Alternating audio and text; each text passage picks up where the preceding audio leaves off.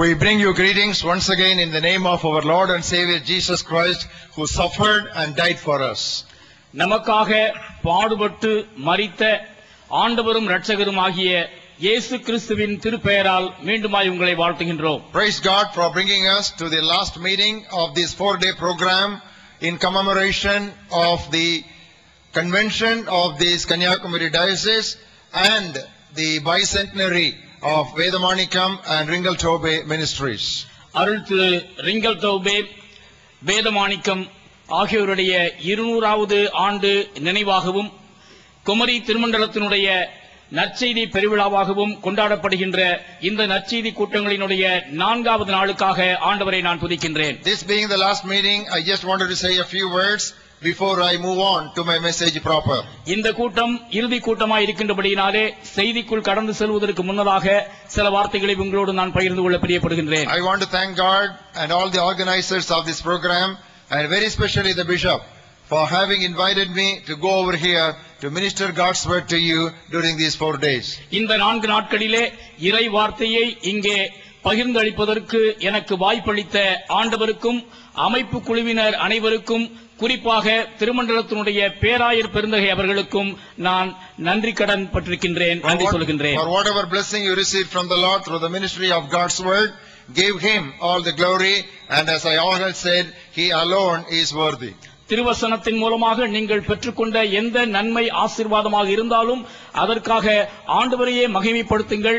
ஏனென்றால் தேவன் ஒருவரே எல்லா கனத்திற்கும் மகிமைக்கும் பாத்திரராயிருக்கிறார். If you want to continue to listen to messages like this, you can tune on to GospelNet channel, TV channel, and there is a program that comes 4 times every week under the name Blessing Time.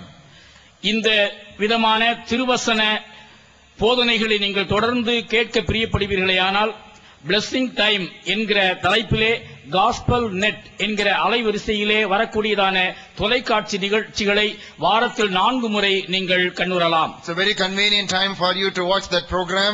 It is from 9:30 to 10 o'clock each evening.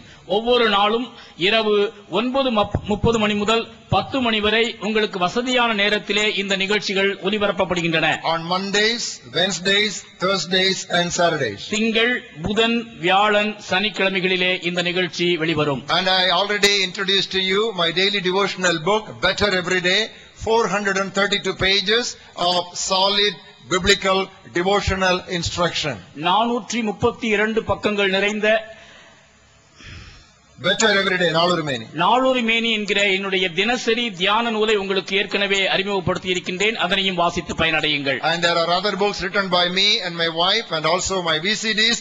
Please do visit the bookstall if you have not done so during the last 3 days. நானும் எனது துணைவியாரும் எழுதியுள்ள பல்வேறு நூல்களும் மற்றும் நான் பிரசங்கித்துள்ள பல்வேறு ஒளி தட்டுகளும் புத்தக சாலையிலே விற்பனைக்கு உண்டு. இதுவரை நீங்கள் அதிலே சென்று பார்த்திராவிடில் இப்பொழுது நீங்கள் அவசியம் சென்று பாருங்கள். We are studying about various practical lessons from the sayings and doings of Jesus Christ during the closing days of his life and ministry on earth.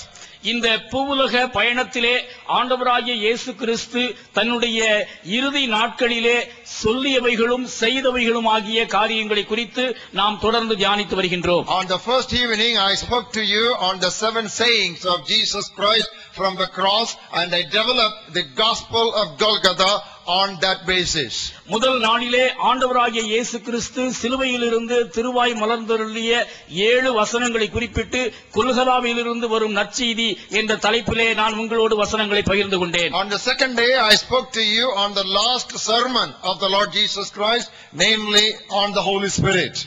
இறுதியாக ஆண்டவராகிய இயேசு ஆற்றிய சொற்பொழிவு என்ற தலைப்பிலே பரிசுத்த ஆவியானவரை குறித்து 2ஆம் நாள் உங்களோடு கூட நான் பகிர்ந்து கொண்டேன். And yesterday I spoke to you on various sufferings of the Lord Jesus Christ and brought out practical lessons as to how we can handle suffering in our own lives as the Lord Jesus did. நேற்றைய தினத்திலே ஆண்டவராகிய இயேசு கிறிஸ்து தனது வாழ்விலே அனுபவித்ததான பல்வேறு பாடுகளை குறித்தும் அதன் அடிப்படையிலே நமது வாழ்விலே நாம் பாடுகளை எவ்வாறு எதிர்கொள்வது என்றும் நாம் தியானித்தோம். First day it was a subject of salvation. முதல் நாளிலே ரட்சிப்பை குறித்ததான செய்தி. Second day it was a subject of the Spirit of God. இரண்டாவது நாளிலே பரிசுத்த ஆவியானவரை குறித்த செய்தி. Yesterday it was a subject of sufferings. மூன்றாம் நாளிலே பாடுகளை குறித்த செய்தி. And today my subject obviously is soul winning. இந்த கடைசி நாளிலே என்னுடைய செய்தி ஆத்தும ஆதாயம். The suffering of Christ was for the salvation of the whole world. இறைமகன் இயேசு அனுபவித்த பாடுகள் எல்லாம் உலக மீட்புக்காகவே. Turn with me to 1 John 2nd chapter and look at the second verse. 1 யோவான் 2ஆம் அத்தியாயம் 2ஆம் வசனத்திற்கு திருப்பிக் கொள்ளுங்கள். Jesus himself is a propitiation for our sins, and not for ours only, but also for the whole world. 1 John 2:2. நம்முடைய பாவங்களை நிவர்த்தி செய்கிற கிருபாதார பலி அவரே. நம்முடைய பாவங்களை மட்டுமல்ல சர்வலோகத்தின் பாவங்களையும் நிவர்த்தி செய்கிற பலியாயிருக்கிறார். Now this is a verse which is normally repeated and read out several times during every communion or bread breaking service. திருவிருந்து ஆராதனையிலே ஐக்கிய பந்தியின் சமயத்திலே அடிக்கடியாய் நம்முடைய திருச்சபைகளிலே சொல்லப்படுகின்றதான வசனம் இது. And I want you to understand that this oft repeated words in our churches is basically a missionary verse. நம்முடைய ஆலய ஆராதனைகளிலே அடிக்கடி உச்சரிக்கப்படுகின்றதான இந்த வசனம் அடிப்படையிலே மிஷனரி சிந்தையை கொண்டுள்ள ஒரு வசனமாகும். Jesus himself is a propitiation for our sins. It is not a full stop there. There is a comma and then it says not for ours only but for the whole world.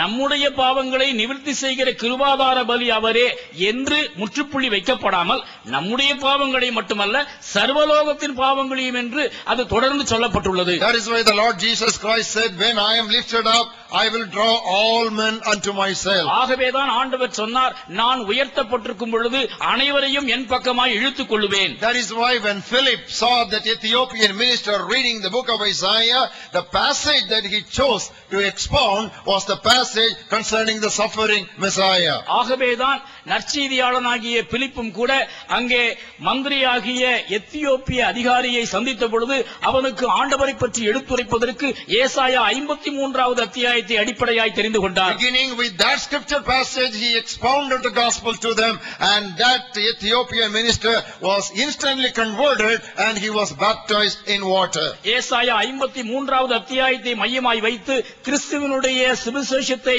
எத்தியோப்பிய மந்திரிக்கு எடுத்துரைத்ததான பிலிப்புவின் வார்த்தைகளை அவன் கேட்ட பொழுது ஆண்டவருக்கு கீழ்ப்படிந்து திருமுழுக்கு பெற்றான் என்று நாம் பார்க்கின்றோம். Jesus was passionate after souls from beginning to end. ஆதி முதல் அந்தம் வரை ஆண்டவராகிய இயேசு கிறிஸ்து ஆத்தும ஆதாய கரிசனையினாலே நிறைந்திருந்தார். Jesus Christ was a soul winner first and last. முதலும் முடிவுமாக இயேசு கிறிஸ்து ஆத்தும ஆதாய வீரராய் இருந்தார். But the intensity of his soul winning passion heightened during the last week of his life. ஆனால் இந்த ஆத்துமாக்களை குறித்ததான வேட்கை அவருடைய உலக பயணத்தினுடைய முடிவு நாட்களிலே உச்சகட்டத்தை அடைந்தது.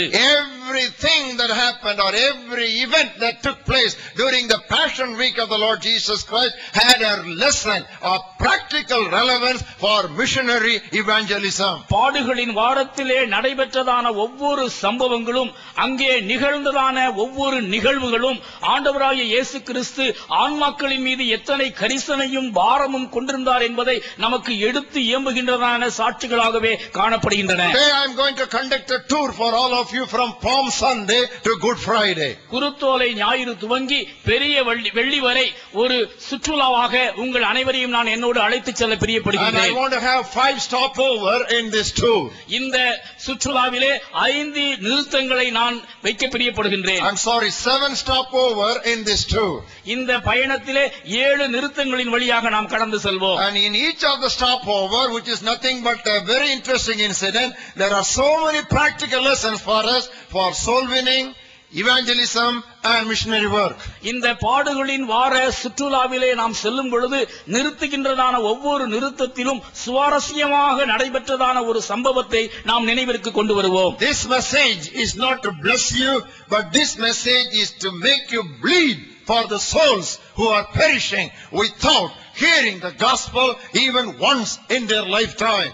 இந்த செய்தி உங்களை ஆசீர்வதிப்பதற்காக அல்ல, மாறாக கிறிஸ்து என்கிற பெயரை ஒருமுறை கூட தங்களுடைய வாழ்க்கையிலே கேள்விப்பட்டிராத காரணத்தினாலே அழிந்து கொண்டிருக்கிற ஆத்துமாக்களுக்காக அழுது இரத்த கண்ணீர் வடிக்கும்படியாக உங்களை ஏவி எழுப்பும். We Christians, we have heard simply too many sermons on our privilege of being blessed.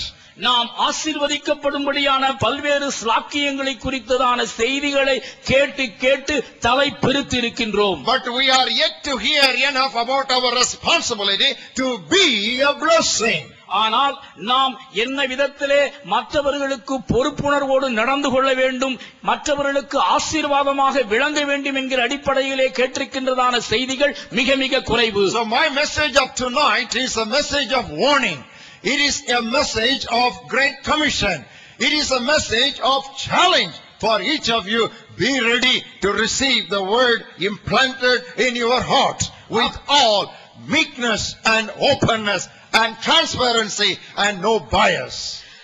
ஆகவே என்னுடைய இந்த இரவினுடைய செய்தி உங்களுக்கு ஒரு எச்சரிப்பின் செய்தியாக கடந்து வரும் என்கிறதான எதிர்பார்ப்போடு கூட நீங்கள் காத்திருக்கும்படியாய் நான் கேட்டுக்கொள்கின்றேன். சாந்தத்தோடும் தாழ்மையோடும் இறைவார்த்தைக்கு கீழ்ப்படிந்து நம்முடைய பொறுப்பு இன்னதென்பதை உணர்ந்து கொள்வதற்கு நீங்கள் ஆவலோடு நெருங்கள். 7 incidents from what happened from Palm Sunday to Good Friday in the life of the Lord Jesus Christ. குருத்தோலை ஞாயிறு துவங்கி புனித வெள்ளி வரை ஆண்டவராகிய இயேசு கிறிஸ்துவினுடைய வாழ்விலே நடைபெற்றதான 7 முக்கியமான சம்பவங்கள். Number 1, what I want to refer to is the tethered donkey. முதலாவது நான் குறிப்பிட விடுகின்றதான சம்பவம் கட்டப்பட்டிருந்த கழுதை. Turn with me to Matthew's Gospel in chapter 21. I will read to you the first 3 verses. மத்தேயு 21வது அத்தியாயம் முதல் 3 வசனங்கள். When they drew near to Jerusalem and came to Bethphage at the Mount of Olives, then Jesus sent 2 disciples. அவர்கள் எருசலேமுக்கு சமீபமாய் சேர்ந்து ஒலிவமலைக்கு அருகான பெத்பகேயுக்கு வந்தபோது இயேசுவானவர் சீடரில் 2 பேரை நோக்கி, Go into the village opposite you and immediately you will find a donkey tied and a colt with her. Loose them and bring them to me. உங்களுக்கு எதிரே இருக்கிற கிராமத்துக்கு போங்கள். போனவுடனே அங்கே ஒரு கழுதையையும் அதனோட ஒரு குட்டியையும் கட்டியிருக்க காண்பீர்கள். அவைகளை அவிழ்த்து என்னிடத்தில் கொண்டு வாருங்கள். If anyone says anything to you, you shall say the Lord has need of them, and immediately he will send them. ஒருவன் உங்களுக்கு ஏதாகிலும் சொன்னால் இவைகள் ஆண்டவருக்கு வேண்டும் என்று சொல்லுங்கள், உடனே அவைகளை அனுப்பி விடுவான் என்று சொல்லி அவர்களை அனுப்பினார். This very colorful incident has got so many practical lessons on missionary evangelism, and I want to pick up at least 5 of them tonight. இந்த குறிப்பிட்ட சுவாரஸ்யமான சம்பவம் மிஷனரி சிந்தையை நமக்கு உணர்த்துகின்றதான அநேக படிப்பினைகளை உள்ளடக்கி இருக்கின்றது. அதில் குறிப்பாக 5 காரியங்களை மட்டும் நான் எடுத்து எம்ப விரும்புகின்றேன். First of all, this illustrates rural evangelism. இந்த நிகழ்ச்சி நமக்கு முதலாவது உணர்த்துவது கிராமப்புற நற்செய்தி பணி. India lives in villages. India கிராமங்களில் வாழ்கிறது. Let me say that again. நான் மீண்டுமாய் சொல்லட்டும். Bharat, India, it lives in villages. பாரதம் கிராமங்களில் வாழ்கிறது. 80% of Indian population is rural. 80% இந்தியர்கள் கிராமப்புறத்தை சார்ந்தவர்கள். Even though there is so much of urbanization going on all over this country, the village population is still remaining intact. India முழுவதிலும் நகரமயமாக்குதல் அதிதீவிரமாக நடந்து கொண்டிருந்தாலும் கூட அதிகபட்ச மக்கள் இன்றும் கிராம சூழல்களிலேயே வாழ்ந்து கொண்டிருக்கின்றார்கள். One of the late prime ministers of India said like this. முன்னாள் பாரத பிரதமர்களில் ஒருவர் இவ்விதமாய் சொன்னார். If villages prosper, India prospers. கிராமங்கள் செழித்தால் இந்தியா செழிக்கும். And the person who made the statement was Prime Minister Morarji Desai. இந்த வாசகத்தை கூறியவர் பிரதம மந்திரி மொரார்ஜி தேசாய் அவர்கள். I believe the Church of Jesus Christ to immediately interpolate the truth into its missionary structure. இந்த வாசகத்தை திருச்சபை மக்கள் தங்களுடைய திருச்சபையினுடைய அணுகுமுறையிலே உபயோகிப்பார்களே ஆனால் அது வெற்றியாக இருக்கும் என்று நான் நம்புகின்றேன். We in the Christian community, we have to reflect and re-echo and say, if villages are evangelized, India is evangelized. கிறிஸ்தவத்திலே இருக்கின்றதான நாம் மொரார்ஜி தேசாயினுடைய வார்த்தைகளை எதிரொலிக்கும் வண்ணமாக கிராமங்கள் நற்செய்தி மயமாக்கப்பட்டால் இந்தியா நற்செய்தி மயமாக்கப்படும் என்று முழங்குவோம். But unfortunately, 80% of our Christian work, 80% of our Christian labor and potential and manpower, 80% of our Christian money is spent on the 20% of an Indian population, that is on people who are living in cities and towns and mega cities only. ஆனால் துரதிர்ஷ்டவசமாக நடைமுறையிலே நடைபெறுகின்றதான காரியம் என்னவென்றால் 80% கிறிஸ்தவ முயற்சிகள் அனைத்தும் பணமும் பலமும் சக்தியும் ஏராளமாக பெரிய பெரிய நகரங்களிலும் முக்கிய பட்டணங்களிலுமே செலவழிக்கப்படுகின்றதே ஒழிய 80% வாழ்கின்றதான கிராமங்களிலே இந்த முயற்சிகள் மேற்கொள்ளப்படுவது இல்லை. 600,000 of villages, many of them do not have a single resident gospel witness. 6 லட்சம் கிராமங்கள் இருக்கின்றதான இந்த இந்தியாவிலே ஒரு கிராமத்திற்கு ஒரு நபர் கூட ஆண்டவருடைய சாட்சியாய் இல்லாத அவல நிலை காணப்படுகிறது. There are still villages where you go and ask an old lady who is 80 years plus, who is running a petty shop, whether she knows about Jesus. Her answer would be, you should not be surprised that she does not sell Jesus in her shop.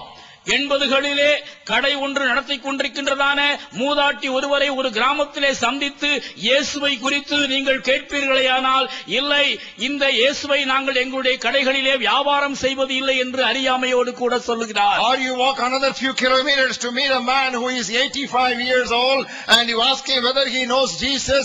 You should not be surprised if he answers, we are sorry, he is not in this village, try in the next. இன்னும் ஒரு சில mile தூரம் கடந்து சென்று 85 வயது நிரம்பியதான ஒரு முதிர் வயது உள்ளவரை நீங்கள் பார்த்து இயேசு கிறிஸ்துவை குறித்து வினவுவீர்களேயானால், அவர் மிகுந்த ஆச்சரியத்தோடு சொல்லுகின்றார், இயேசு கிறிஸ்து இந்த கிராமத்திலே இல்லை என்று. Our honorable minister Mr. Dayanidhi Maran has got a project, a computer and a cell phone for every villager in India. நமது மதிப்பிற்குரிய மாண்புமிகு மாறன் அவர்கள் ஒவ்வொரு கிராமத்திற்கும் ஒவ்வொரு கணனி, ஒவ்வொரு கிராமத்திற்கும் ஒவ்வொரு அலைபேசி என்று அவர் திட்டமிட்டிருக்கின்றார். When will the Church of Jesus Christ get this passion of ministers and the vision of prime ministers and the passion of the Lord Jesus himself? எப்பொழுது நம்முடைய திருச்சபையானது இப்படிப்பட்டதான பிரதம மந்திரிகள் அறிவிக்கின்றதான கிராம திட்டங்களை, ஏன் ஆண்டவராகிய இயேசு கிறிஸ்துதாமே அறிவித்ததான இந்த கிராமங்களை முன்னிட்டதான ஒரு சவாலை பெறப்போகின்றது? There is another lesson that we have in this donkeys incident. இந்த கழுதையை குறித்ததான சம்பவத்திலே நாம் கற்றுக்கொள்ளக்கூடியதான இன்னொரு படிப்பினையும் உண்டு. Like the donkey, people are bound for a lifetime by superstitious fears and lifelong beliefs which have kept them in bondage and midnight gloom for generation after generation. அங்கே அந்த கழுதை கட்டப்பட்டிருந்ததை போலவே காலமாக தலைமுறையாக அடிமைத்தனத்திலும் அந்தகாரத்திலும் மூட பழக்க வழக்கங்களிலும் கட்டுண்டு கிடக்கின்றதான ஏராளம் மக்கள் இன்றைக்கு இந்திய தேசத்திலே உண்டு. You go to the state of Orissa and there is a group of tribal people by name Bondos. Their ladies don't put anything on their bodies. ஒரிசாவிலே நீங்கள் சென்று பார்ப்பீர்களேயானால் போண்டோ என்று சொல்லப்படக்கூடியதான இன மக்கள் அங்கே தங்களுக்கு மேல் ஆடைகளை அணிவதில்லை. Even if the government gives them saris and dresses to wear, they are afraid to wear them because they believe that Sita, the mythological figure, will get angry with them if they put on any dress on their bodies. அந்த போண்டோ இனத்து பெண்களுக்கு அரசாங்கம் இலவசமாக உடுத்துவதற்கு சேலை கொடுத்தாலும் கூட சீதா பிராட்டி தங்களுக்கு விரோதமாக கோபம் கொண்டு எழுந்து விடுவார் என்கிறதான மூட பழக்கத்தினால் அவர்கள் பீடிக்கப்பட்டிருப்பதனால் சேலை அணிவதற்கு அவர்கள் மறுக்கின்றார்கள். There are child marriages going on so prevalently in many villages and pockets of the state, the desert state of Rajasthan, even though the government has banned their system. பாலைவன பூமியாகிய ராஜஸ்தானுக்கு செல்வீர்களே, ஆனால் அரசாங்கம் தடை செய்திருந்ததான நிலையிலும் கூட சட்டங்களை மீறி பாலர் திருமணங்கள் சிறு வயதிலேயே அனைவருக்கு நடத்தப்பட்டு கொண்டுதான் ஆங்காங்கே கிராமங்களிலும் வீதிகளிலும் காணப்படுகின்றன. In every village you can have scores of child widows. Child widows, follow me carefully, brothers and sisters. Enlightened Christians, evangelized Christians, edified Christians, educated Christians, emancipated Christians. Listen, this is a challenge that comes to you. அருமையான பக்தி நிறைந்த கிறிஸ்தவர்களே, திருச்சபையினுடைய வசனம் தெரிந்ததான கிறிஸ்தவ நண்பர்களே, உணர்ச்சி வசத்தோடு வேதத்தை படிக்கின்றதான கிறிஸ்தவர்களே, தலையிலே திருவசனத்தினுடைய அறிவினால் நிறைந்திருக்கின்றதான அருமையான திருச்சபையின் மக்களே, உங்களுக்கு நான் ஒரு சொல்லுகின்றதான விந்தையை, வியப்பூட்டுகின்ற செய்தியை நன்றாக கவனித்து பாருங்கள். ராஜஸ்தானுடைய குக்கிராமங்களிலே சிறு வயதில்தானே தன்னுடைய கணவனை இழந்து குழந்தை விதவைகள் அநேகர் இருப்பதை உங்களுக்கு முன்னதாக சவாலாய் நினைத்து பாருங்கள். Why North India? You go to another state here, right in South India, the state of Karnataka. Temple prostitution is so prevalent in that state. ஏன் அவ்வளவு தூரம் செல்வானேன்? வட இந்தியாவை விட்டு நம்முடைய தென் மாநிலமாகிய கர்நாடகாவிற்கு வாருங்கள். அங்கும் கூட தேவதாசி பழக்கத்தினாலே அங்கே கோவில் விபச்சாரம் கொடிகட்டி பறக்கிறது. உங்களுக்கு தெரியுமா? Go to the central part of India, even Madhya Pradesh, which has 7 states of India in its border. Still, there are witch doctors who will brand the stomach area of ailing people with headache or hip ache or any problem with red hot iron. வடக்கிற்கும் தெற்கிற்கும் மையமாகிய மத்திய பிரதேசத்திற்கு செல்லுங்கள். 7 மாநிலங்கள் தொட்டுக் கொண்டிருக்கின்றதான இந்த மைய மாநிலமாகிய மத்திய பிரதேசத்திலே இன்றைக்கும் கூட மந்திரவாதிகள் செய்கின்ற செயல் என்ன தெரியுமா? தலைவலி, இடுப்பு வலி போன்ற வலிகளினாலே அவதியுறுகின்றதான மக்களுக்கு பழுக்க காய்ச்சினதான இரும்ப கம்பிகளினாலே வயிற்றிலே சூடு போடுகின்றார்கள். Where are William Carey's who will crusade against unchristian, unscriptural, inhuman, illegal practices like sati? கிறிஸ்தவத்திற்கு முரணான, திருவசனத்திற்கு மாறான மற்றும் மனிதாபிமானமற்ற பரிதாபத்திற்குரிய இப்படிப்பட்டதான கடுமையான பழக்க வழக்கங்களுக்கு எதிரே உரிமை குரல் எழுப்புவதற்கு வில்லியம் கேரிகள் இன்று எங்கே? Where are they? எங்கே அவர்கள்? When will our people come out of this gloom and darkness? இந்த அந்தகாரத்தினின்றும் குருட்டாட்டத்தினின்றும் என்று என்னுடைய இந்திய உடன்பிறப்புகள் வெளியே வரப்போகிறார்கள். What do we read about the Lord Jesus Christ? இயேசு கிறிஸ்துவை குறித்து நாம் என்ன வாசிக்கின்றோம்? He left Nazareth and he moved to Naphtali. அவர் நாசரேத்தை விட்டு நப்தலிக்கு சென்றார். Why did he leave his Nazareth for Naphtali? அவர் நாசரேத்தை விட்டு நப்தலிக்கு செல்வதற்கான காரணம் என்ன? So that people who sit in darkness upon them a great light shall dawn. அந்தகாரத்தில் இருக்கின்றதான மக்கள் ஆச்சரியமான ஒளியை கண்டடையும்படியாக அவர் அப்படியாய் கடந்து சென்றார். Until you leave Nagarcoil for North India, India will not be evangelized. வட இந்தியாவுக்காக நாகர்கோயிலை விட்டு நீங்கள் பயணிக்காவிட்டால் இந்தியா ஒரு காலம் நற்செய்திமயமாகாது. I always speak to Nazareth people and Nagarcoil people like this. நான் நாசரேத்து மக்களுக்கும் நாகர்கோயில் மக்களுக்கும் இவ்விதமாய் சவாலிடுவது உண்டு. Nazareth people are holding palmyra trees and Nagarcoil people are holding coconut trees. Nazareth மக்கள் பனை மரமே தங்களுடைய விதி என்று இருப்பார்கள். நாகர்கோயில் மக்கள் தென்னை மரமே என்று அவர்கள் இருப்பார்கள். Until Nazareth and Nagarcoil catch the missionary vision and release the best of their candidates for frontier missionary evangelism. I say, I'm not a prophet, I'm not a son of a prophet, but I predict that India will not be totally evangelized. நான் தீர்க்கதரிசியும் அல்ல, தீர்க்கதரிசியினுடைய புத்திரனும் அல்ல. ஆனாலும் நான் உங்களுக்கு திட்டவட்டமாய் தீர்க்கமாய் முன்னறிவிக்கின்றேன். நாசரேத்து மக்களும் நாகர்கோவில் மக்களும் விழிப்புணர்வடைந்து தங்களிடத்தில் இறக்கக்கூடியதான திறமை வாய்ந்த ஊழியர்களை வட இந்தியாவிற்கு அனுப்பவில்லை என்றால் நிச்சயமாக இந்தியா நற்செய்திமயமாக முடியாது. There is another lesson that we can just evolve from this tethered donkey. இந்த கட்டப்பட்ட கழுதையினுடைய சம்பவத்திலிருந்து நாம் கற்றுக்கொள்ளக்கூடிய இன்னொரு படிப்பினை உண்டு. Not only the donkey, the baby donkey, the colt also was tied. கழுதை மட்டுமல்ல, அதனுடைய குட்டியும் கட்டப்பட்டிருந்தது. This speaks of the innocent, ignorant children who go through the inhuman practices and cultures of their forefathers and parents because they have no other choice. தங்களுடைய முன்னோர்கள், தங்களுடைய பெற்றோர்கள் ஆகியோர் வழிகாட்டுகின்றதான அந்த மூட பழக்க பாதையிலேயே செல்ல வேண்டிய நிர்பந்தத்தில் இருக்கின்றதான அறியாமையில் வாழ்கின்ற களங்கமற்ற பாலகர்கள், பிள்ளைகள். My wife and I, we have lived in so many northern states for several years. பல ஆண்டுகளாக வட இந்திய மாநிலங்களினுடைய பல இடங்களிலே நானும் என்னுடைய துணைவியும் பணியாற்றி இருக்கின்றோம். We have lived in Orissa, ஒரிசாவிலே நாங்கள் வாழ்ந்திருக்கின்றோம். Karnataka, கர்நாடகாவிலே Maharashtra, மகாராஷ்டிராவிலே Madhya Pradesh. மத்திய For பிரதேசத்திலே several years we have lived in some of the remotest villages of our country. பல ஆண்டுகள் நம்முடைய இந்திய தேசத்தினுடைய குக் கிராமங்கள் பலவற்றிலே நாங்கள் தங்கி தரித்திருக்கின்றோம். I am not speaking from hearsay, but I speak from know-so. நான் கேள்விப்பட்டவைகளை உங்களிடத்திலே சொல்லவில்லை, கண்ணார கண்டவைகளை உங்களோடு பகிர்ந்து கொள்கின்றேன். Whichever village, Indian village you go, the first congregation that will greet you will be a group of enthusiastic children. நீங்கள் எந்த கிராமத்திற்கு சென்றாலும் உங்களை ஆர்வமோடு வரவேற்கின்றதான முதல் கூட்டம் சிறுவர் கூட்டமாகத்தான் இருக்கும். No wonder Jesus said the kingdom of God belongs to them. ஆண்டவர் சொன்னதிலே எந்தவித சந்தேகமும் இல்லை, விண்ணரசு அப்படிப்பட்டவர்களுடையது. Never ever neglect children in your ministry. ஒரு நாளும் ஒரு போதும் சிறுவரை உங்களுடைய ஊழியத்திலே புறக்கணிக்காதீர்கள். In most of our mission stations, the church planting started by a revival among young people. எங்களுடைய பணிக்களங்கள் அநேகமானவற்றிலே எழுப்புதல் துவங்குவதற்கு காரணமாக இருந்தது சிறுவர் ஊழியம்தான். And there are so many missionary organizations which sprang up, mushroom between 50 and 60.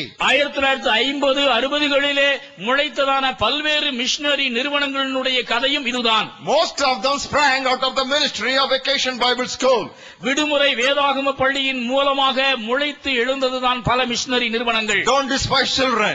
சிறுவர்களை அசட்டை பண்ணாதீர்கள். There is another important lesson that we have here. இந்த சம்பவத்திலே நாம் கற்றுக்கொள்ளக்கூடிய பிரிதொரு படிப்பினையும் உண்டு. Jesus sent 2 disciples. இயேசுவும் 2 சீடர்களும். Jesus sent 2 disciples. இயேசு 2 சீடர்களை அனுப்பினார். He sent them 2 by 2, the Bible says. 2 பேராய் அவர்களை அவர் அனுப்பினார் என்று வேதம் சொல்கிறது. Move to the villages not alone but as a team. தனியாக கிராமங்களுக்கு செல்ல வேண்டாம், 2 பேர் அணியாய் செல்லுங்கள். And don't immediately wait for a 10 or 12. If 2 are there, that is too many. இப்படி சொல்வதனாலே 10-12 பேர் வருவதற்கு காத்திருக்க வேண்டும் என்று பொருள் அல்ல. 2 பேர் இருந்தால் அதுவே போதுமானது. If nobody comes, the husband and wife together can take their vehicle and go to the villages, because nothing more powerful and effective than a husband and wife team like Aquila and Priscilla. ஒருவேளை வேறு யாருமே நற்செய்தி படிக்க வரவில்லை என்றாலும் கூட பரவாயில்லை, கணவனும் மனைவியுமாக வாகனத்தில் ஏறி எதிரே இருக்கிற கிராமத்திற்கு செல்லுங்கள். ஆக்கில்லா பிரிஸ்கில்லா தம்பதியரைப் போல குடும்பமாய் சென்று ஊழியம் செய்வதைப் போல சிறந்த பயனுள்ள பணி வேறு எதுவும் இல்லை. And whenever we talk about ministry, don't immediately confine it to the gender, masculine gender. எப்பொழுதுமே ஊழியம் என்று சொல்லும் பொழுது ஆண்கள் மட்டும்தான் என்கிறதான குறுகிய எண்ணத்தையும் கூட கைவிடுங்கள். Here what was brought to Jesus was not a male donkey but a female donkey. ஆண்டவருக்காக அழைத்து வரப்பட்ட கழுதை ஆண் கழுதை அல்ல, இங்கே குறிப்பிடப்பட்டிருப்பது பெண் கழுதை என்று பார்க்கின்றோம். We want women ministries, women donkeys to carry the Lord Jesus Christ into the villages. ஆண்டவராகிய இயேசுவை கிராமங்களுக்கு சுமந்து செல்வதற்கு பெண் கழுதைகள் நமக்கு தேவை. We want Pandit Rama boys to raise Mukti missions in places like Maharashtra. Maharashtra போன்ற மாநிலங்களிலே முளைத்தெழும்பியதான முக்தி மிஷனை ஸ்தாபித்த பண்டித ராமாபாய்கள் இன்று தேவை. And we want Amy Carmichaels to raise Donauer fellowships. Dohnavur நட்சத்திர கூட்டத்தை உருவாக்கிய ஏமி கார்மைக்கல் அம்மையார்கள் இன்றைக்கு தேவை. We want Mary Slessors who will dare to move into the dungeon and the dunghill of cannibals to snatch them from that bad, evil, treacherous habit. நரமாமிச பட்சினிகள் வாழ்கின்றதான அந்த கொடிய இருண்ட ஆப்பிரிக்க காடுகளிலே அதற்கான மேரி ஸ்லெசர்கள் இன்று தேவை. Don't worry about threats and oppositions. பயமுறுத்தல்களை குறித்தும் மிரட்டல்களை குறித்தும் ஒருபோதும் கலங்காதிருங்கள். What did Jesus tell them? இயேசு அவர்களுக்கு என்ன சொன்னார்? If anybody says why you are untying that colt, யாராவது நீங்கள் அவிழ்க்கும் பொழுது ஏன் என்று கேட்டால், you have to simply tell them the Lord wants them. அது ஆண்டவருக்கு தேவை என்று சொல்லுங்கள். That's what Jesus said. அதுதான் ஆண்டவர் சொன்ன காரியம். All authority in heaven and earth is given unto me, go therefore. விண்ணிலும் மண்ணிலும் சகல அதிகாரமும் எனக்கு கொடுக்கப்பட்டுள்ளது, ஆகையால் நீங்கள் புறப்பட்டு போங்கள். The government does not give us orders to go and preach the gospel. நற்செய்தியை பிரசங்கிப்பதற்கு அரசாங்கம் நமக்கு ஆணை கொடுக்கவில்லை. God gives us commandment to go and preach the gospel. தேவன் நற்செய்தியை பறைசாற்றுவதற்கான பேராணையை நமக்கு பிறப்பித்துள்ளார். Government cannot stop us preaching the gospel. நற்செய்தியை பறைசாற்றுவதற்கு அரசாங்கம் நம்மை தடுக்க முடியாது. Government has some authority, but God has all authority. அரசாங்கத்திற்கு சில அதிகாரங்கள் உண்டு, ஆனால் தேவனுக்கோ சகல அதிகாரமும் உண்டு. I want you to be encouraged with this truth and move into the villages. இந்த வாக்குத்தத்தத்தை பிடித்த தைரியமாய் கிராமங்களை நோக்கி நீங்கள் புறப்பட்டு செல்லும்படியாய் உங்களை நான் உற்சாகப்படுத்துகின்றேன். This is the first incident in the last week of the Lord Jesus Christ. இயேசு கிறிஸ்துவினுடைய இறுதி வாரத்திலே நிகழ்ந்ததான முதல் சம்பவம் இதுதான். And we'll move to the second incident. இரண்டாவது சம்பவத்திற்கு நாம் நகர்ந்து செல்வோம். The Hosanna procession. ஓசன்னா பவனி. The open air procession. திறந்த வெளி பவனி. Turn with me to Matthew 21st chapter. I will read to you from verse 7 to 10. மத்தேயு 21வது அத்தியாயம் 7 முதல் 10 வசனங்கள். They brought the donkey and the colt and laid their clothes on them and set him on them. கழுதையையும் குட்டியையும் கொண்டு வந்து அவைகள் மேல் தங்கள் ஆடைகளை போட்டு அவரை ஏற்றினார்கள். And a very great multitude spread their garments on the road. திரளான மக்கள் தங்கள் ஆடைகளை வழியிலே விரித்தார்கள். Others cut down branches from the trees and spread them on the road. வேறு சிலர் மரக்கிளைகளை தரித்து வழியிலே பரப்பினார்கள். And the multitudes who went before and those who followed cried out, saying, Hosanna to the Son of David, blessed is he who comes in the name of the Lord, Hosanna in the highest. முன்னடப்பாரும் பின்னடப்பாரும் ஆகிய திரளான மக்கள் தாவீதின் குமாரனுக்கு ஓசன்னா, கர்த்தரின் நாமத்தினாலே வருகிறவர் துதிக்கப்பட்டவர், உன்னதத்திலே ஓசன்னா என்று சொல்லி ஆர்ப்பரித்தார்கள். When he had come into Jerusalem, all the city was moved, saying, Who is this? அவர் எருசலேமுக்குள் பிரவேசிக்கையில் நகரத்தார் யாவரும் ஆச்சரியப்பட்டு இவர் யார் என்று விசாரித்தார்கள். Here we have a picture of open air evangelism. இங்கே திறந்த வெளி நற்செய்தியை குறித்ததான ஒரு அருமையான சித்திரத்தை பார்க்கின்றோம். This is what open air evangelism does. திறந்த வெளி நற்செய்தி பணி நிகழ்த்துவது இதுதான். It impacts communities. சமுதாயத்தை அது பாதிக்கின்றது. It impacts the neighborhood. அயலகத்தாரை அது பாதிக்கின்றது. What does the Bible say? வேதம் என்ன சொல்கிறது? The entire city was moved and they began to ask, Who is this? நகரத்தார் அனைவரும் பரபரப்படைந்து இது என்னவென்று வினவினார்கள். Dear Christian friends, அருமையான கிறிஸ்தவ நண்பர்களே, go into the streets. வீதிகளிலே செல்லுங்கள். Don't get stuck inside the sanctuary. உங்களுடைய ஆலயங்களுக்குள்ளேயே கிடக்காதிருங்கள். Let me say that again. நான் மீண்டுமாய் சொல்லட்டும். Go into the streets. வீதிகளுக்கு செல்லுங்கள். Don't get stuck inside your sanctuary. ஆலயங்களுக்குள்ளேயே அடங்கி கிடக்காதிருங்கள். Jesus said, Go to the world. But we tell the people, Come to us. ஆண்டவர் சீடர்களை பார்த்து சொன்னால் புறப்பட்டு போங்கள் என்று. ஆனால் நாம் சொல்வது என்ன? மக்களே நீங்கள் எங்களிடம் வாருங்கள் என்று. Now we do everything ulta. That is why we are failing in evangelism. எல்லாவற்றையுமே தலைகீழாய் செய்வது நம்முடைய வாடிக்கை. ஆகையால் தான் தோல்வி மேல் தோல்வியை நாம் தழுவிக் What கொண்டிருக்கிறோம். should you do if you should catch men as fish for Jesus Christ? நீங்கள் மனிதரை மீன் பிடிப்பது போல ஆண்டவருக்கு பிடிக்க வேண்டுமானால் என்ன செய்ய வேண்டும்? You keep on praying inside your church, fish will not come to you. ஆலயத்திற்குள்ளே முட்டி முட்டி ஜெபித்துக் கொண்டிருந்தால் மீன் தானாக வராது. You buy a good net and then keep it decorated and every Sunday fish will not come to you. மீன் வலையை வாங்கி அழகாக நீங்கள் அங்கே அலங்காரமாய் தொங்க விட்டிருப்பதனாலே மீன் அதை தேடி ஓடி வந்து விடாது. What should you do? நீங்கள் என்ன செய்ய வேண்டும்? Go to the sea. கடலுக்கு செல்ல வேண்டும். This is the most important truth. இதுதான் மிக மிக முக்கியமான சத்தியம். Without going, nothing happens. நீங்கள் புறப்பட்டு போகவில்லை என்றால் ஒன்றும் நடக்காது. Even if you are fishing for 10 years, நீங்கள் 10 வருடங்களாக மீன் பிடித்துக் கொண்டிருந்தாலும், even for one day, for courtesy sake, no fish will directly come to your house. உங்களுடைய வீடு தேடி இவர் மீனவன் என்று எந்த மீனும் உங்களை சந்திக்க வராது. You have to go where the fish are. மீன்கள் எங்கேயோ அங்கே நீங்கள் செல்ல வேண்டும். People are on the streets. மக்கள் தெருக்களிலே இருக்கின்றார்கள். They are not inside the sanctuary. Sinners are there on the streets.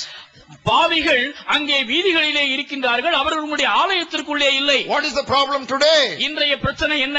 Jesus is imprisoned within the 4 walls of our church building. ஆலயத்தினுடைய 4 சுவர்களுக்கு இடையே பாவம் இயேசுவானவர் சிறையில் அடைக்கப்பட்டுள்ளார். Even our carols, we are not going to non-Christians. நம்முடைய கீத பவனிகள் கூட கிறிஸ்தவர் அல்லாதவரை தேடி செல்வதே கிடையாது. We go to Christian homes. நாம் செல்வதெல்லாம் கிறிஸ்தவ இல்லங்களுக்கு தான். The fellow is sleeping after a heavy meal. நல்ல வயிறு உடைக்கு தின்னுட்டு அவர் தூங்கிட்டு இருப்பார். And you go and wake him up at 12 o'clock. 12 மணிக்கு சென்று அவரை நீங்கள் தட்டி எழுப்புவீர்கள். And he comes in his night dress. அவர் தன்னுடைய இரவு உடையை போட்டுக்கொண்டு அலங்கோலமாய் வந்து நிற்பார். And you tell him Jesus is born. இயேசு கிறிஸ்து பிறந்திருக்கிறார் என்று அந்த மனிதரை பார்த்து பாவம் நீங்கள் சொல்லுவீர்கள். He knows that all his life. தன்னுடைய வாழ்நாள் முழுவதும் இந்த கதையை அவர் அறிந்துதானே இருக்கின்றார். He knows that Jesus is born. இயேசு பிறந்திருக்கின்றார் என்பது அவருக்கு நன்றாகவே தெரியுமே. Why are you going as carols to Christian homes? கிறிஸ்தவ இல்லங்களுக்கே கீத பவனிகளுக்காக எதற்காய் செல்கிறீர்கள்? You know how I understand carols? நான் கீத பவனியை குறித்து என்ன புரிந்திருக்கிறேன் என்று உங்களுக்கு சொல்லட்டுமா? Sleepy Christians disturbing sleeping Christians. தூங்கும் கிறிஸ்தவர்கள் தூங்கிக் கொண்டிருக்கின்ற கிறிஸ்தவர்களை சந்திக்கும் பவனிதான் கீத பவனி. Get away from this church compound mentality. இந்த ஆலய வளாகத்தை சுற்றி சுற்றி வருகின்றதான குண்டு சட்டிக்குள் குதிரை ஓட்டுகின்ற வேலையை நீங்கள் முடிவுக்கு கொண்டு வாருங்கள். Jesus Christ was not crucified inside the cathedral. இயேசு கிறிஸ்து சிலுவையில் அறையப்பட்டது பேராலயத்திற்குள் அல்ல.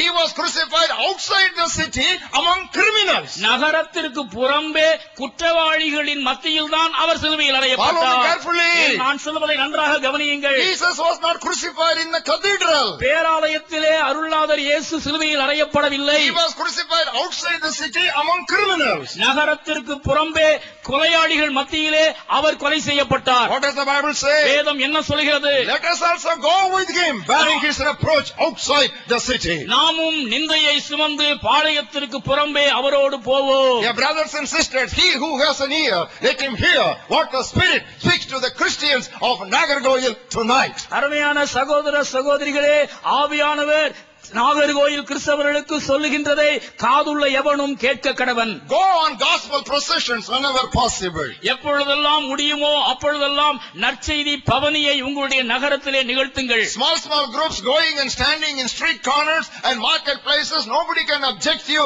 if you do not obstruct traffic. சிறு சிறு குழுக்களாக சந்தைகளிலே நின்று நீங்கள் இந்த பவனியை நடத்துவீர்களேயானால் போக்குவரத்துக்கு தடையாக இல்லாத பட்சத்திலே யாரும் உங்களுக்கு ஆட்சேபனை தெரிவிக்க மாட்டார்கள். That is what the early disciples of Salvation Army did. இரட்சணிய சேனையினுடைய உறுப்பினர்கள் ஆரம்ப காலகட்டத்திலே செய்ததான யுக்தி இதுதான்.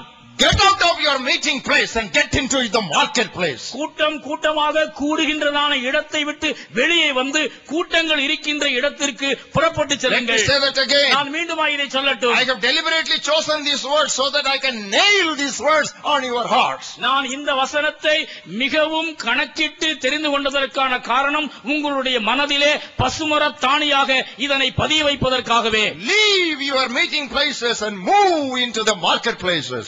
கூட்டங்கள் கூடுகின்ற உங்களுடைய ஆலய வளாகங்களை விட்டு கடந்து சந்தை வெளிகளிலே இருக்கின்ற கூட்டங்களை தேடி செல்லுங்கள். That was the vision of Apostle Paul. இதுதான் அப்போஸ்தலனாகிய பவுலினுடைய தரிசனமாக இருந்தது. 17 of Acts of the Apostle. அப்போஸ்தலர் 17 20 of Acts of the Apostle. அப்போஸ்தலர் 20. May the Lord give us the 17 vision. May the Lord give us the 20 vision of the early church. அப்போஸ்தலர் 17 தரிசனத்தையும் அப்போஸ்தலர் 20 தரிசனத்தையும் ஆதி திருச்சபையினருக்கு இருந்த வண்ணமாகவே நம் அனைவருக்கும் தேவன் தருவாராக. What is 17 vision? அப்போஸ்தலர் 17 தரிசனம் என்ன? Leaving the meeting place to go into the marketplace to discuss with them about the verity of Jesus being Christ. கூட்டம் கூடுகின்ற இடத்தை விட்டு சந்தை வெளிகளுக்கு சென்று சுவிசேஷத்தை அறிவிப்பது. And what is 20 vision? அப்போஸ்தலர் 20 தரிசனம் என்பது என்ன? Not only personal talk but also public discourse with people and proving to them that Jesus is Christ. தனிப்பட்ட விதத்தில் மட்டுமல்ல, பொதுவிடங்களிலே இயேசுவே கிறிஸ்து என்று நிரூபித்து அவர்களுக்கு விளக்கிச் சொல்கின்றதான சாட்சி. On public holidays, we Christians of various denominations, various churches, various fellowships, at least in small numbers can come together to take such processions. பொதுவான அரசு விடுமுறை நாட்களிலே பல்வேறு திருச்சபைகளை சேர்ந்த அனைத்து சபை கிறிஸ்தவர்களாக நாம் ஒன்று சேர்ந்து இப்படியாக நற்செய்தி பவனியை நடத்துவதற்கு திட்டமிடலாம். John the Baptist was a prophet who had no equal. Jesus said, of those who were born among women, there is no one greater than John the Baptist. பெண்களிடத்திலே பிறந்தவர்களிலே யோவான் ஸ்நானகனைப் போல சிறந்ததொரு தீர்க்கதரிசி வேறு எவரும் இல்லை என்று சாட்சி பெற்றவன் தான் திருமுழுக்கு யோவான். He was not waiting for a pulpit in the temple or synagogue of his day. ஆலயத்திலோ பேராலயத்திலோ பிரசங்கம் பண்ணுவதற்கு தனக்கு ஒரு பீடம் கிடைக்கும் என்று சொல்லி அவன் எதிர்பார்த்து காத்திருக்கவில்லை. He was an open air preacher. அவன் ஒரு திறந்த வெளி பிரசங்கி. He took some stones which laundrymen would use for washing their clothes and stacked one over the other, and he stood upon them like John Wesley and thundered the gospel. துணி துவைக்கின்றதான கருங்கற்களை ஒன்றன் மீது ஒன்றாக அடுக்கி அதனை தன்னுடைய பிரசங்க பீடமாக ஆக்கி அந்த பிரசங்க பீடத்தின் மீது ஏறி நின்று ஜான் வெஸ்லி சுவிசேஷத்தை முழங்கினார். John Wesley and John the Baptist had many things in common. யோவான் ஸ்நானகனும் யோவான் வெஸ்லியும் தங்களுடைய வாழ்க்கையிலே பொதுவாக பல குணாதிசயங்களை பெற்றிருந்தார்கள். John the Baptist preached by the river bank. யோவான் ஸ்நானகன் ஆற்று படுகையிலே அவர் நற்செய்தி அறிவித்தார். John Wesley was standing on the sepulchre, the cemetery of his daddy, and he preached the gospel. John Wesley தன்னுடைய சொந்த தந்தையினுடைய கல்லறையின் மீது ஏறி நின்று நற்செய்தியை பறைசாற்றினார். We have to follow John the Baptist. நாம் யோவான் ஸ்நானகனை பின்பற்ற வேண்டும். What does the Bible say? வேதம் என்ன சொல்கிறது? From the time of John the Baptist until now the kingdom of God suffers violence and the violent take it by force. யோவான் யோவான் ஸ்நானகன் காலம் துவக்கி இன்று வரை விண்ணரசு பலவந்தம் பண்ணப்படுகின்றது. பலவந்தம் பண்ணுகின்றவர்கள் அதனை பிடித்துக் What கொள்கின்றார்கள். is the meaning of the text? இந்த வசனத்தினுடைய அர்த்தம் என்ன? As long as when we talk about the kingdom of God and the gospel of the kingdom of God, we need to be aggressive and we need to be exactly how John the Baptist punched the message that he preached. விண்ணரசை குறித்தும் விண்ணரசினுடைய நற்செய்தியை குறித்தும் எப்பொழுதெல்லாம் நாம் பறைசாற்ற விரும்புகின்றோமோ அப்பொழுதெல்லாம் யோவான் ஸ்நானகன் எப்படி அழுத்தம் திருத்தமாக ஆணித்தரமாக முழங்கினானோ அதே வண்ணமாக தீவிரமாய் நாம் செயல்பட வேண்டும். Go to the highways with the gospel of Jesus Christ. நெடுஞ்சாலைகளிலே நற்செய்தியை சுமந்து செல்லுங்கள். Go to the byways and lanes and marketplaces with the gospel of Jesus Christ. பக்க சாலைகளிலும் சந்திகளிலும் தெரு முனைகளிலும் நற்செய்தியை தைரியமாய் பறைசாற்றுங்கள். Where did Jesus Christ preach the gospel? இயேசு கிறிஸ்து நற்செய்தியை எங்கே பிரசங்கித்தார்? He preached the gospel in seashores. கடற்கரைகளிலே பிரசங்கித்தார். He preached the gospel in lakesides.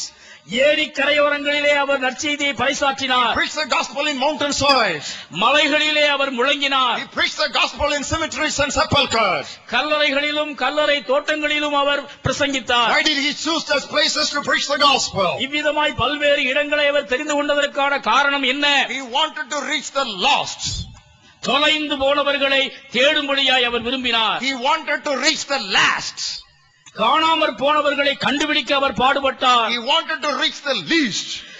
குறைவாய் எண்ணப்பட்டவர்கள் ஒதுக்கப்பட்டவர்களை தேடிச் சென்றார். Follow me. நன்றாக கவனியுங்கள். If you want to reach the lost and the last and the least, you should go out where the sinners are, outside the sanctuary. தொலைந்து போனவர்களையும் தோய்ந்து போனவர்களையும் தொடப்படாதவர்களையும் நீங்கள் சந்திக்க வேண்டுமானால் பாவிகள் இருக்கின்றதான அந்த இடத்திற்கு தானே புறப்பட்டு சென்று அவர்களை சந்திக்க வேண்டும். Bring them in. There is so much of space in God's banqueting hall. வெளியே இருக்கின்றதான அவர்களை உள்ளே அழைத்து வாருங்கள். ஆண்டவருடைய விருந்தறையிலே ஏராளமான காலியிடம் உண்டு. But open air evangelism is a hard work. Do you know that? ஆனால் திறந்த வெளி நற்செய்தி பணி என்பது கடினமான ஒரு பணிதான். Preaching from pulpits like this with just well pressed ready-made shirt is very easy. இப்படிப்பட்டதான அலங்கார மேடைகளிலே அலங்காரமான ஆடை அணிந்து பேசுவது மிகவும் சுலபமான ஒரு காரியம். This is a white collar ministry. இது மிக நேர்த்தியான சுலபமான ஒரு வேலை என்று சொல்லலாம். That don't covet that ministry. இந்த ஊழியத்தை நீங்கள் ஆசிக்க வேண்டாம். Now I am talking about what every Christian can do. ஒவ்வொரு கிறிஸ்தவனும் செய்யக்கூடியதான ஒரு காரியத்தை நான் உங்களுக்கு சொல்ல விரும்புகிறேன். Be ready to soil your clothes. உங்களுடைய ஆடைகள் கரைபடுவதற்கு ஆயத்தமாயிருங்கள். Be ready to soil your garments. உங்களுடைய உடுப்புகள் அழுக்காவதற்கு ஆயத்தமாயிருங்கள். That is what the people of that day did. அந்த நாட்களினுடைய நபர்கள் அதைத்தான் செய்தார்கள். What did they do? அவர்கள் என்ன செய்தார்கள்? They took off their dresses and clothes and garments and they laid them on the sandy soil, dusty soil, so that Jesus would walk on them. எருசலேமினுடைய தூசு படர்ந்த வீதிகளிலே ஆண்டவராகிய இயேசு கிறிஸ்து நடக்கும் பொழுது மக்கள் தங்களுடைய ஆடைகளையும் உடுப்புகளையும் கழற்றி அவைகள் அழுக்கானாலும் பரவாயில்லை என்று விரித்தார்கள். Did not Jesus trod the winepress of God's anger alone, and did he not soil his garments with blood? That's the minimum, I say. That is the minimum that we can do for our suffering Savior. தேவனுடைய கோபத்தினாலே அங்கே ஆலையிலே நசுக்கப்பட்டு அந்த இரத்தத்தினாலே தன்னுடைய உடுப்பு கரைபட்டு காணப்படுவதற்கு ஆண்டவராகிய இயேசு தனியாக ஒத்துக்கொள்ளவில்லையா? அதே வண்ணமாக கிறிஸ்துவுக்காக நாம் அழுக்கடைவதற்கு முயலவில்லை என்றால் நாம் செய்யக்கூடிய குறைந்தபட்ச பணியில் கூட தவறுகிறவர்களாய் காணப்படுவோம். Brothers and sisters, I am calling young people who are listening to me tonight to attend what I say very, very carefully and intently.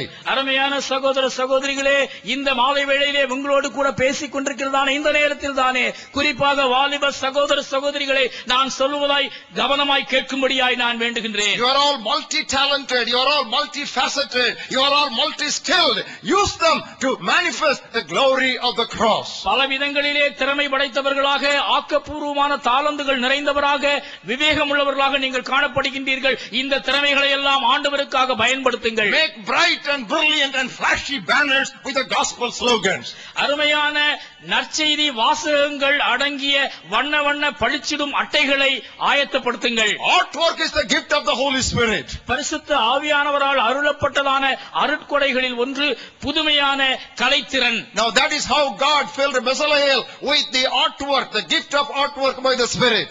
நுணுக்கமாக காரியங்களை செய்வதற்கு பெசலெயேலை ஆண்டவர் தம்முடைய ஆவியினாலே நிரப்பியிருந்தார் என்று நாம் வாசிக்கின்றோம். In all my life, this is the first time in a convention so many presbytery is sitting here.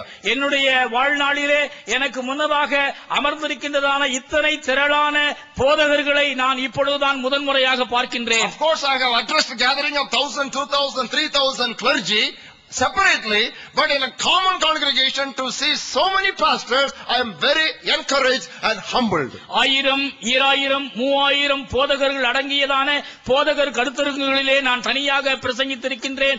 ஆனால் இவ்விதமாய் நடத்தப்படுகின்றதான பொது கூட்டங்களிலே இத்தனை திரளாய் அமர்ந்திருக்கின்றதான போதகர்களை பார்ப்பது உண்மையிலேயே எனக்கு உற்சாகம் அளிக்கின்றது. நான் மகிழ்ச்சி அடைகிறேன். I am not trying to flatter you, but I want to tell you a fact that this is the beginning of a revival. நான் உங்களை முகஸ்துதி செய்ய பிரியப்படவில்லை, ஆனால் ஒரு உண்மையை நான் சொல்லித்தான் ஆக வேண்டும். பெரியதொரு எழுப்புதலுக்கு இது துவக்கமாக இருக்கிறது. Because any revival, like an ointment, has to flow from the head down through the beard and then through the garments to the people at the bottom.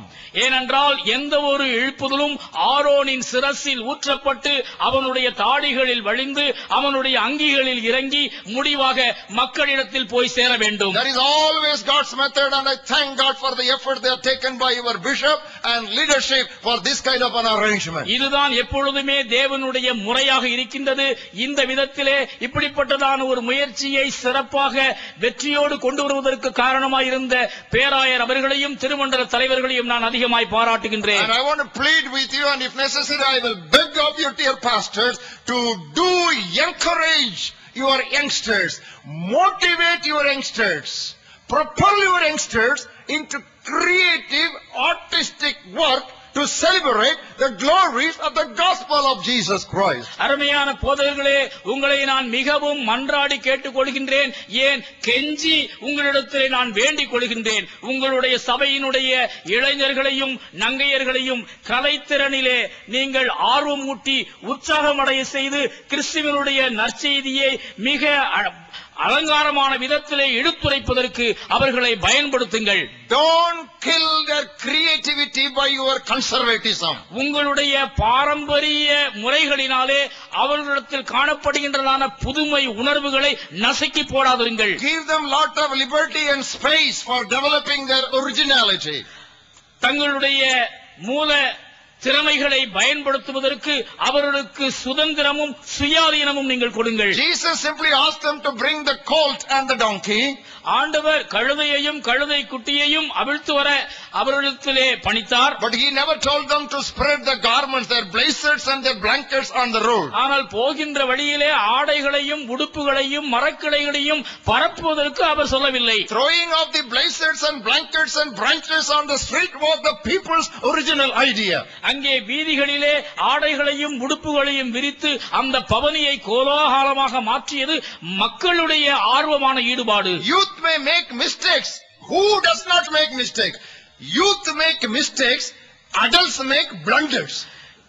வாலிபர்கள் தவறு செய்கின்றார்கள் என்று அநேகர் சொல்லுகின்றார்கள். இல்லை என்று சொல்லவில்லை. வாலிபர்கள் தவறு செய்கின்றார்கள். ஆனால் முதியோர்களோ பெரும் பிழைகளை செய்து விடுகின்றார்கள். We make blunders. நாம் பெரும் தவறுகளை செய்கின்றோம். Why not give this freedom to youngsters? வாலிபர்களுக்கு ஏன் சுதந்திரம் கொடுக்க கூடாது? Don't quench their enthusiasm. அவர்களுடைய உற்சாகத்தை அவித்து போடாதீர்கள்.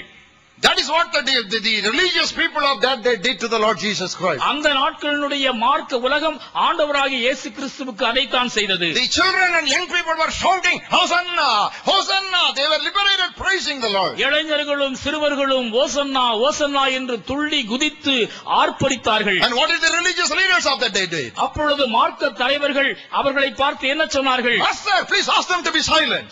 போதகரே, அவர்கள் அமைதியாய் இருக்கும்படி சொல்லும். This is not our custom.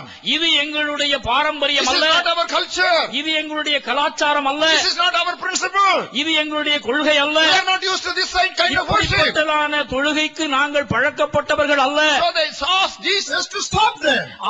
ஆகவே ஆண்டவரை பார்த்து இவர்களை நிறுத்து என்று குரல் எழுப்பினார்கள். My Jesus laughed. என் இயேசு கிறிஸ்து அவர்களை பார்த்து நகைத்தார். You know what he said? அவருக்கு மறுபடியும் என்ன சொன்னார் தெரியுமா? If the children stop, the bricks will begin to praise the Lord. இந்த பிள்ளைகள் கூப்பிடாவிட்டால் இந்த கற்கள் கூப்பிடும். You know why? ஏன்? Jesus came from a place which is very noisy.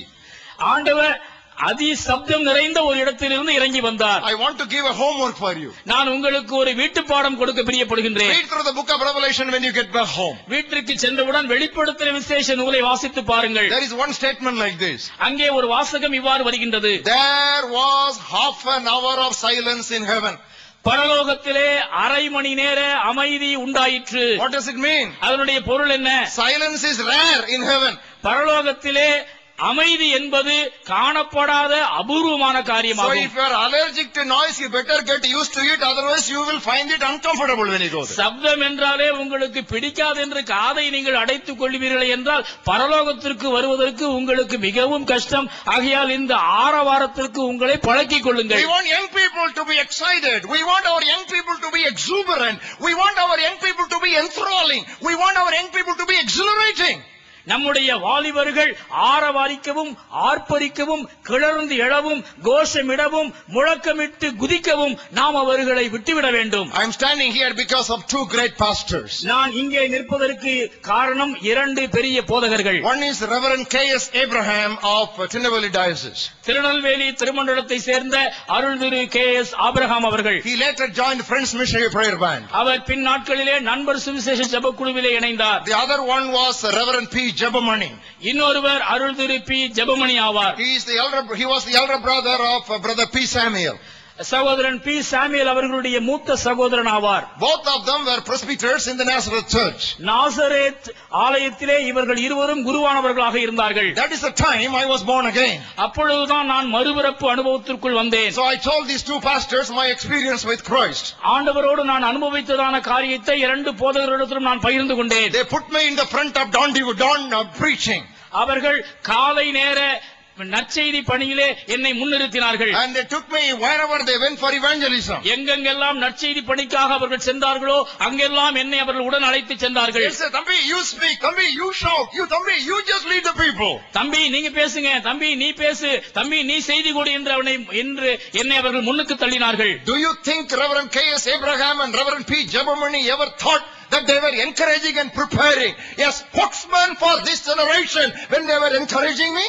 இந்த தலைமுறையினருக்கு ஏற்ற ஒரு பெரிய பிரசங்கியாரை தாங்கள் உருவாக்குகிறோம் என்கிற எண்ணம் ரெவரண்ட் ஆபிரகாம் அவர்களுக்கும் ரெவரண்ட் ஜெபமணி அவர்களுக்கும் அந்த நாட்களிலே இருந்திருக்கும் என்று நீங்கள் நினைக்கின்றீர்களோ? They were not aware, but they were encouraging young people. அவர்களுக்கு கனவிலும் அப்படிப்பட்ட நினைப்பு இருந்திருக்காது. இருந்தாலும் வாலிபனாகிய என்னை அவர்கள் உற்சாகப்படுத்தினார்கள். I am talking to young people now. வாலிபரை நோக்கி நான் இப்பொழுது பேசுகின்றேன். If your pastor does not encourage you for evangelism and propel you into frontline work in spite of your desire and expression, the only alternate is you leave that church and go to another church.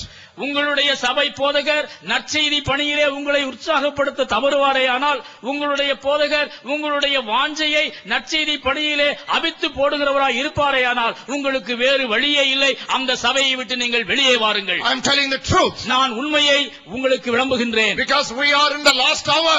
நாம் கடைசி மணி நேரத்திலே நின்று கொண்டிருக்கின்றோம். This is emergency in the kingdom of God. இது அவசர கால கட்டம். In emergency there are certain things we should radically do. இந்த அவசர கால கட்டத்திலே நாம் அதிரடியாய் செய்ய வேண்டிய காரியங்கள் 11ஆம் மணி வேளையிலே நாம் நின்று கொண்டிருக்கிறோம். Time left before the world can be evangelized. காலம் மிக மிக குறுகியது. அதற்குள் நாம் நற்செய்தி மயமாக்க வேண்டும். If not now, when? இப்பொழுது இல்லை என்றால் பின் எப்பொழுது? If not you, who? நீ இல்லை என்றால் வேறு யார்? Answer my question. என்னுடைய கேள்விக்கு பதில் கொடுங்கள். If not now, when? இப்பொழுது இல்லை என்றால் வேறு எப்பொழுது? If not you, who? நீ இல்லை என்றால் வேறு யார்? God is writing these words upon the tablets of your heart. உங்களுடைய இருதயத்திலே ஆணி அறைந்த வண்ணமாக தேவன் இந்த வார்த்தைகளை உச்சரித்துக் So கொண்டிருக்கிறார். many people are here who are just skilled in playing musical instruments. இசை கருவிகளை வாசிப்பதிலே நிபுணராய் இருக்கின்ற அநேக இளம் உள்ளங்கள் இங்கு உண்டு. Don't spend all your skill inside the church. உங்களுடைய ஆலயத்திற்குள்ளேயே இந்த திறமைகளை எல்லாம் புதைத்து போடாதிருங்கள். On your beautiful jeans. உங்களுடைய வண்ண ஜீன்ஸ் பேண்ட்களை அணிந்து கொள்ளுங்கள். And have a t-shirt. அழகான டி-ஷர்ட்டை போட்டுக் கொள்ளுங்கள். Have a good hairdo. நன்றாக தலைவாரிக் கொள்ளுங்கள். And go and stand in street corners. தெரு முனைகளிலே போய் நில்லுங்கள். Be smartly dressed.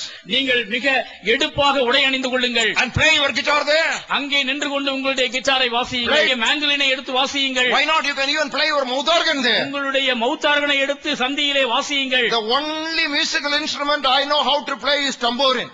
எனக்கு தெரிந்த ஒரே ஒரு இசைக்கருவி ஜாலர் தான். And that I did very well all through my college days. என்னுடைய கல்லூரி நாட்களிலெல்லாம் நாம் உருப்படியாய் அடித்தது இந்த ஜாலர் தான். Even now you give me a tambourine, I will be playing my tambourine. நான் இப்பொழுது கூட ஒரு ஜாலரை நீங்கள் எனக்கு கொடுப்பீர்களேயானால் நான் நன்றாக அதனை தட்டுவேன். On the engagement to my wife, in that prayer meeting, I only played tambourine. நான் என்னுடைய மனைவிக்காக நிச்சயிக்கப்படுகின்றதான அந்த நிச்சய வைபவத்தில் கூட நான் இந்த ஜாலர் அடித்ததை நினைவு கூறுகிறேன். And I had a megaphone.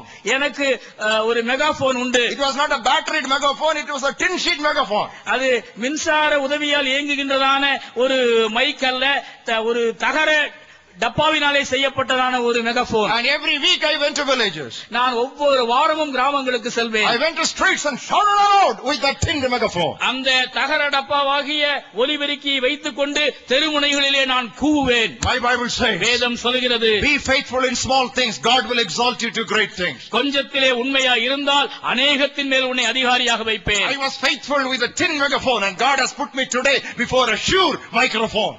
அன்று தகரடப்பா ஒலிபெருக்கியின் முன்னதாக நான் கூவினேன். இன்று அதிநவீன இந்த ஜியோர் மைக் முன்னதாக நின்று பேசும் வாய்ப்பை ஆண்டவர் எனக்கு தந்திருக்கிறார். Dear brothers and sisters, you are listening to the heartbeat of a missionary tonight. அருமையான சகோதர சகோதரிகளே, ஒரு மிஷனரியினுடைய இதய துடிப்புகளை நீங்கள் இந்த மாலை நேரத்திலே கேட்டுக் கொண்டிருக்கின்றீர்கள். It is not a sermon that I preach, but a burden that I pass on. நான் உங்களுக்கு சொல்லிக் கொண்டிருப்பது ஒரு செய்தி அல்ல, மாறாக இதயத்திலிருந்து வெளிப்படுகின்றதான ஒரு பாரம்.